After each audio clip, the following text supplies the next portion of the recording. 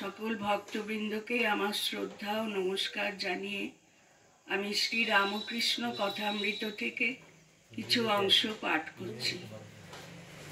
তব কথামৃতম তপ্ত জীবনম কবিভিরিতম কলমশাপহম শ্রবণ মঙ্গলম শ্রীমদাততম ভুবি গৃহন্তি যে ভুরিদা জনা। ওম স্থাপকায় চ ধর্মস্য সর্বধর্ম স্বরূপিণে অবতার বরিষ্ঠায় রামকৃষ্ণায় তে নমঃ। ওম নমঃ শ্রী ভগবতে রামকৃষ্ণায় নমো নমঃ।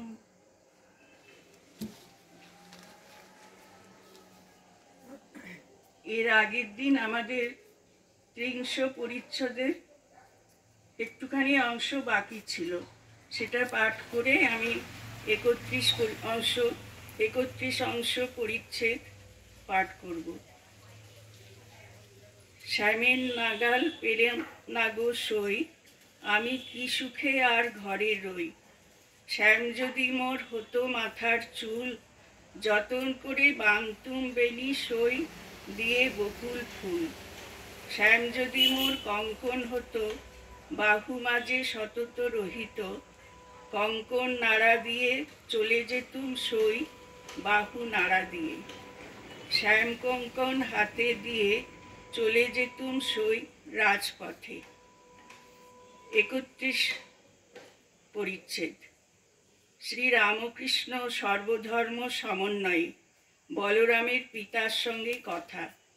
বলরামের পিতার ভদ্রক প্রভৃতি উড়িষ্যার নানা স্থানে জমিদারি আছে ও তাহাদের বৃন্দাবন, পুরী, ভদ্রক প্রভৃতি নানা স্থানে দেবসেবা অতিথিশালা আছে।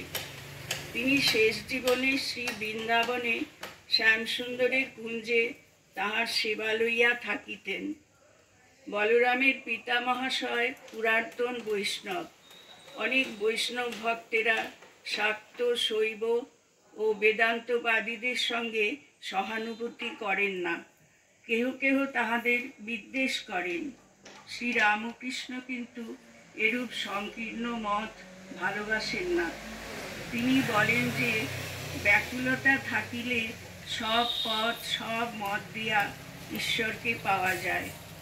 অনেক বৈষ্ণব ভক্ত বাহিরে মালা, গ্রন্থ পাঠ ইত্যাদি করেন, কিন্তু ভগবান লাভের জন্য ব্যাকুলতা নাই। তাই বুঝি ঠাকুর বলরামের পিতামহাশয়কে উপদেশ দিতেছেন। পূর্ব কথা। শ্রী রামকৃষ্ণের বৈষ্ণব বৈরাগীর ভেগ গ্রহণ ও রামমন্ত্র গ্রহণ।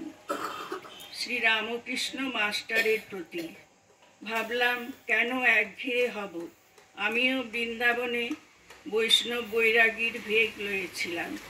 ৩ দিন ওইভাবে ছিলাম। আবার দক্ষিণেশ্বরে রামমন্ত্র লয়েছিলাম, দীর্ঘ ফোঁটা, গলায় হীরা। আবার কদিন পরে সব দূর করে দিলাম। বলরামের পিতাকে শিক্ষা। ঈশ্বর সগুণ, নির্গুণ, সাকার আবার নিরাকার। একজনের একটি গামলা ছিল, লোকে তার কাছে কাপড় ছোপাতে আসতো। গামলায় রং গোলা আছে, কিন্তু যার যে রং দরকার ওই গামলাতে কাপড় ডোবালেই সেই রং হয়ে যেত। একজন তাই দেখে অবাক হয়ে রংওয়ালাকে বলছে, এখন তুমি যে রঙে রঙেছ সেই রংটি আমায় দাও।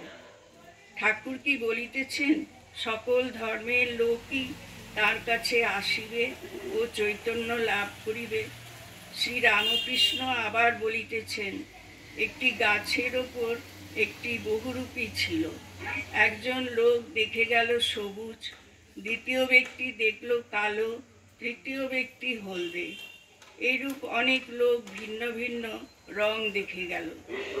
তারা পরস্পরকে বলছে,